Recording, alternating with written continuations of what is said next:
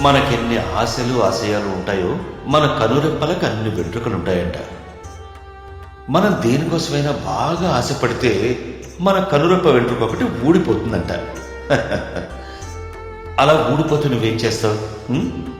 నువ్వు ఆ వెంట్రుకని గుప్పెట్లో దాచిపెట్టుకుని పైకి చూపించకుండా నేరుగా నాన్న దగ్గరికి తీసుకురావాలి. అప్పుడు నాన్న ఆ వెంట్రుకని తీసుకుని నీ కోరిక ఏదైనా సరే నెరవేరుస్తాడు. నాన్నా పోయి ఇక్కడి నుంచి మాట్లాడుకుంటే మధ్యలో దొరుకుతావు. నాన్న